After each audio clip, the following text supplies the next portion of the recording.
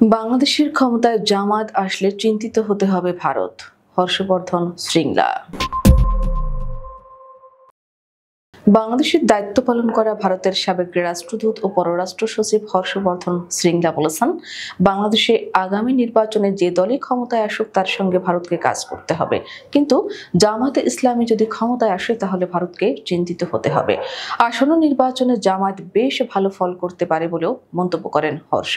বৃহস্পতিবার আন্তর্জাতিক ইন্ডিয়া সেন্টারে আমরা কি বাংলাদেশের নির্বাচন নিয়ে প্রস্তুত শীর্ষক আলোচনায় এ মন্তব্য করেন হর্ষবর্ধন। জামাতকে ভারত বিরোধী ইঙ্গিত করে তিনি বলেন, এটি বলা ঠিক ক্ষমতায় যে আসবে আমরা তাদের সঙ্গে কাজ করব, কিন্তু যে ক্ষমতায় আসবে সে যদি আপনার স্বার্থের বিরুদ্ধে কাজ করে তাহলে এই নিয়ে আপনাকে চিন্তিত হতে হবে। এছাড়া ভারতের সীমান্তবর্তী দেশ হওয়ায় বাংলাদেশের অভ্যন্তরীণ বিষয়ে তারা হস্তক্ষেপ করবেন বলেও ইঙ্গিত দেন সাবেক এ কূটনীতিক। তিনি বলেন, ভারতের নীতি হলো প্রতিবেশীদের অভ্যন্তরীণ বিষয়ে কোনো ধরনের হস্তক্ষেপ না করা, কিন্তু যেসব দেশের সঙ্গে আমাদের সীমান্ত রয়েছে সেসব দেশে শুধুমাত্র অভ্যন্তরীণ বলতে কিছু নেই।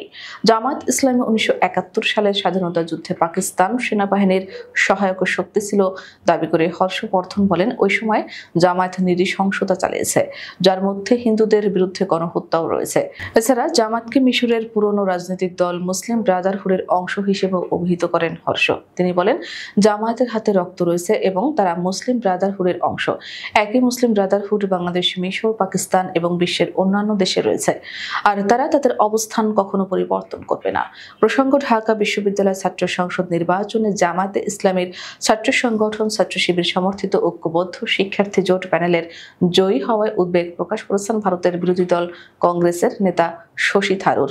বৃহস্পতিবার এক্স পোস্টে বলেন, ডাকসু নির্বাচনে শিবিরের জয় আসন্ন দিনগুলোর জন্য একটি উদ্বেগজনক ইঙ্গিত। তিনি প্রশ্ন করেন, আগামী বছরের ফেব্রুয়ারিতে কি জামায়াতে ইসলামী সরকার গঠন করবে কিনা, ঢাকা বিশ্ববিদ্যালয় শিবিরের জয়ের প্রভাব জাতীয় নির্বাচনে পড়বে কিনা।